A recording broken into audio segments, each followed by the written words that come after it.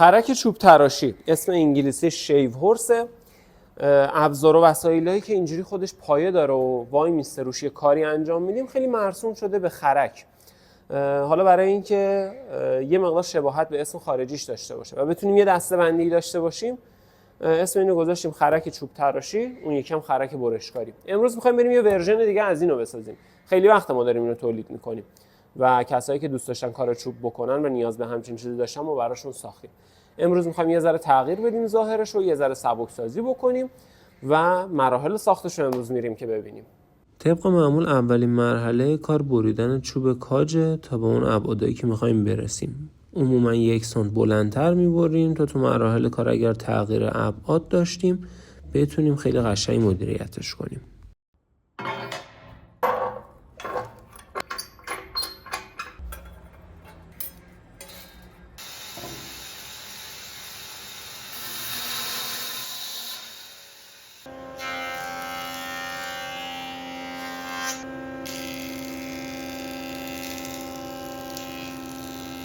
همه قطعات رندگندگیشون رو انجام دادیم، همه اینا شمش شدن، صاف آماده کار و الان میخوام برم کف صندلیشو قطعاتشو بچسبونم.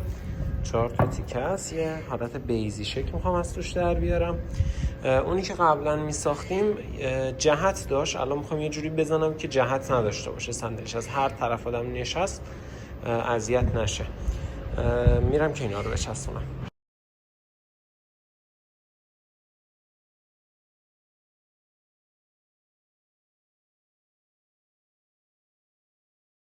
Tomorrow.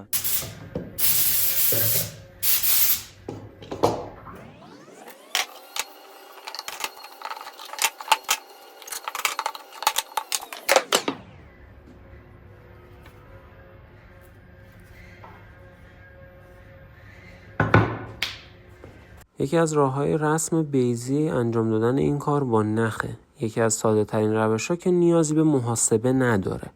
اول یه به علاوه درست می‌کنیم که مرکز قطعمون رو مشخص بکنه. بعد دهنه پرگار رو به اندازه شعاع بزرگ باز می‌کنیم و سر شعاع‌های کوچیک قرار میدیم و 2 تا کمان می‌زنیم. و روی نقطه‌های به دست اومده میخ می‌زنیم.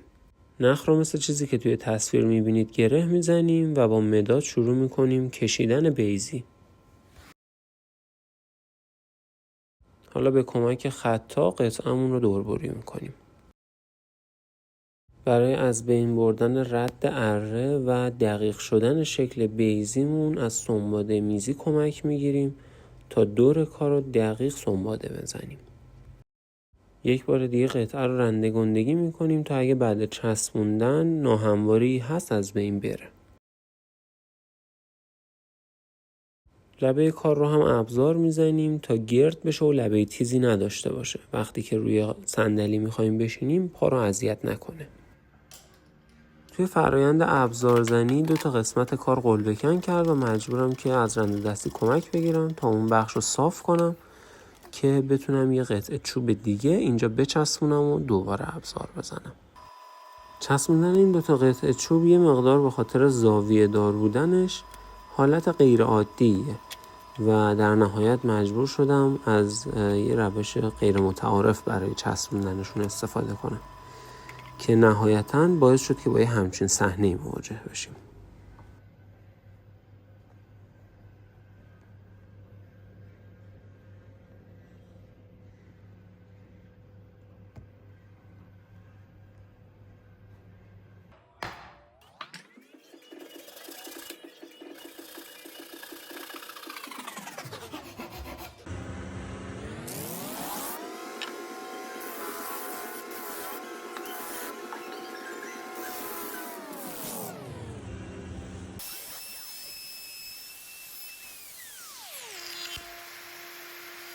مجدد ابزار زدم و یه سمت خوب در اومد ولی متاسفانه سمت دیگه دوباره قلبه‌کن کرد.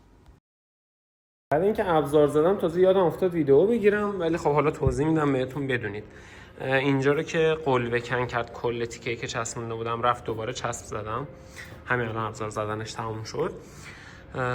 این دفعه به جای اینکه از این ور تیغه رو تکیه بدم برم جلو، از این ور تکیه دادم اومدم عقب. این کارو قاعدتا نباید بکنید، ولی اینجا چون بار خیلی کم بود، ضخامت قطعه خیلی کم بود، اینجوری نبود که کیک بک کنه یا یه دفعه بکشه این طرف. از طرفی هم اوورای بزرگ، دستگاه‌های بزرگ مقدار سنگین‌ترن، این قضیه رو باعث میشه که کمتر اتفاق بیفته. از این ور شروع کردم تکیه دادن و اومدن. همین قضیه باعث شد که کم کم باربرداری کنه و دیگه وقتی اینجا رو باربرداری کرده جلوش چوب دیگه ای نیست که بخواد قل بکن بکنه. به خاطر همین درست در اومد و این دفعه دیگه قل بکن نکرد که قطعه دوباره نیاز به چسبوندن داشته باشه. حتی اکثر عمق رو که میخوام باربرداری بکنم رو با یه چسب که روی مته میزنم مشخص میکنم و ته این سوراخ نهایت عمقیه که میخوام باربرداری کنم. اینجوری وقتی که دارم با سنگ فرز و چوب ساب یا تیغ زنجیری یا ابزارهای دیگه کف صندلی رو خالی میکنم و گود میکنم، از یه حدی پایینتر نمیرم چون کف اون سوراخ رو دارم میبینم و در نهایت با سنباده نرم پرداختکاری رو انجام میدم تا به یه سطح تمیز و صیقلی برسم.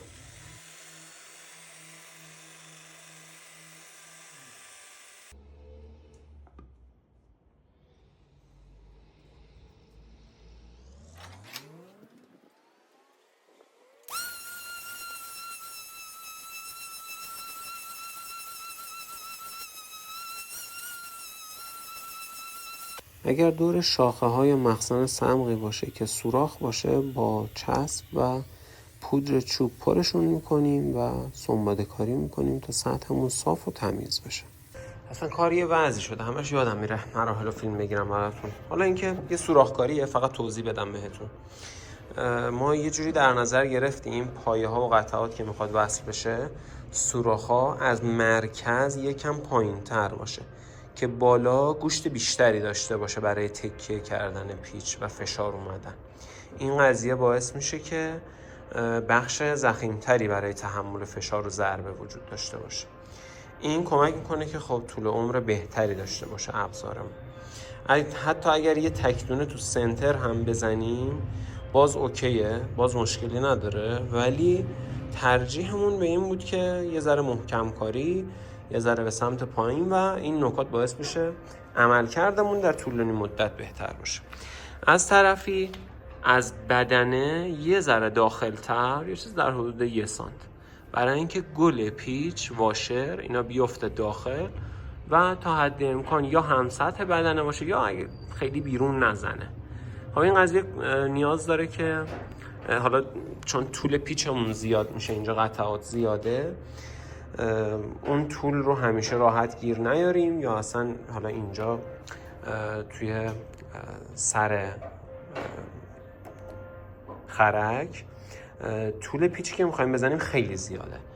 انتهای کار مثلا 14-15 سانته اون پیچی که میخوایم استفاده کنیم، اونو میشه یه جوری گیر آورد، ولی اینجایی که مثلا میشه 20 سانت عرف نیست و همه جا گیر نمیاد. به خاطر همین ما پیچ متری گرفتیم. حالا این پیچ متری باید الان بره دستمال و تینر کشیده بشه، تمیز بشه. حالا این قبلا یه مقدار کشیده شده ولی الان خاکی شده یکم. اینم باز دوباره باید تمیز بشه که چرب نباشه وقتی میخوایم استفاده کنیم، که این رو به اندازه‌ای که میخوایم ببریم اینجا استفاده کنیم. حالا این پلهه چون حالا ما قبلا با آچار آلن اینو ارائه میدادیم، الان باید با آچاری ارائه بدیم که داخل این سوراخ بره و مهره ها هم بسته بشه. اون هم آچار تیه، آچار بوکس دست تی، که این سوراخ ها رو هم اینجوری زدیم که خیلی قشنگ این کله این بیفته داخل، یه ذره هم حتی جابازی داره و راحت بشه پیچ ها رو باز و بسته کرد. در نهایت هم که کار تموم بشه خیلی قشنگ میتونه بره لای تنه، همینجا همیشه در کنار همین خرک در دسترس باشه.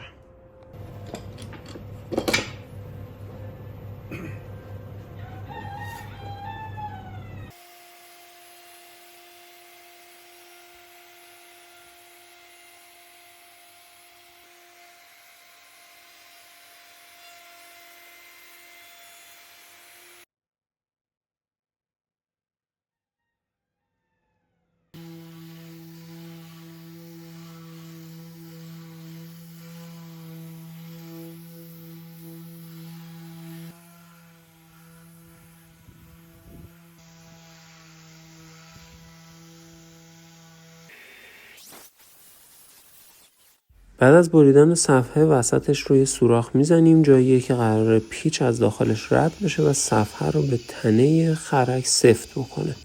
طبق معمول سوراخ ها رو 2 طرفه میزنیم تا قلوه کن دور سوراخ نداشته باشیم. تو این مرحله نوبت اندازه گذاری برای سوراخ هاییه که قراره گیره های نجاری مثل گیره ضربه ای از داخل این سوراخ ها رد بشن و بشه روی این میزا ازشون استفاده کرد. و تو مرحله بعدی هم سوراخ کاری همین علامت ها.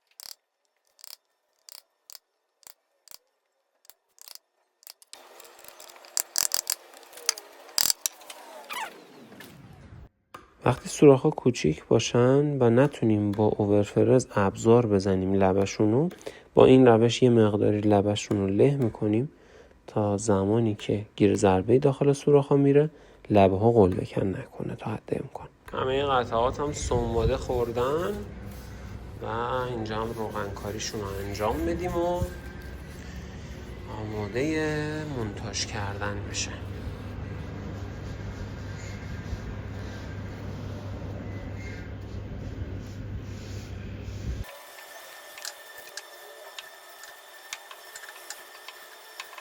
قطعات همه ساخته شدن.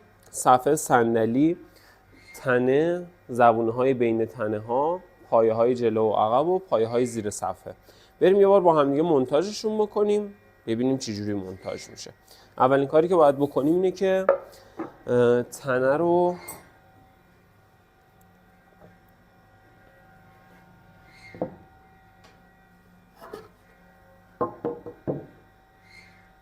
صاف روی سطح صاف بذاریم.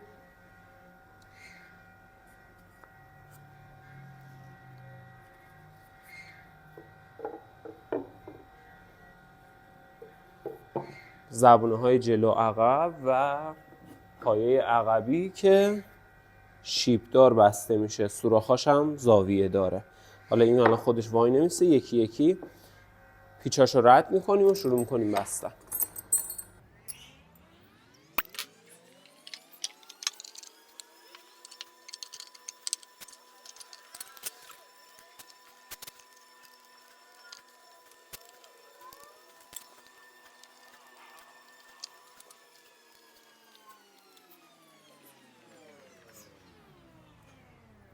اول پیچا رو همه رو یه بار بندشون میکنیم، بعد آچار کشیشون میکنیم. حالا بریم سراغ پایه های جلو.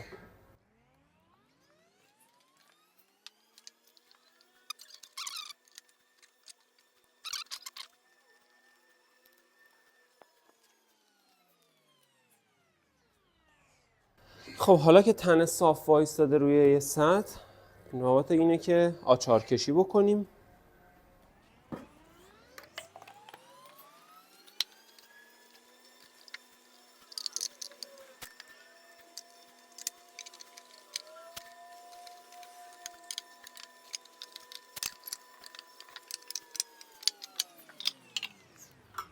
خب حالا که یه بار همه قطعات آچار کشی کردیم، وقتشه که سرپاش کنیم، میزش رو ببندیم و صندلیش رو بذاریم.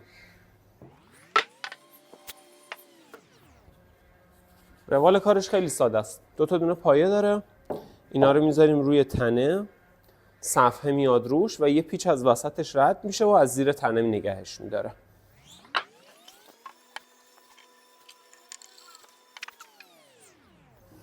یه دونه چوب بزرگ داره که این واشر عمل میکنه برای اینکه مهره خب انقدر بزرگ نیستش که یه شیار به این بزرگی رو بتونه پشتیبانی کنه. باید یه چیزی مثل واشر درست بکنیم که بتونه روی این سطح قرار بگیره، وقتی مهره بسته میشه بیاد به این چوب تکیه کنه.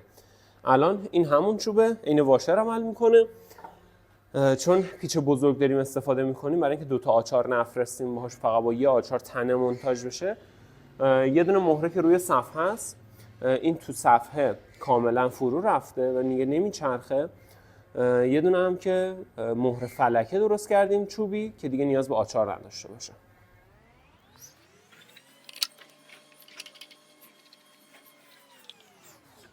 خب الان مهره رو صفر کردیم و میز کاملا تو جاش وایستاده.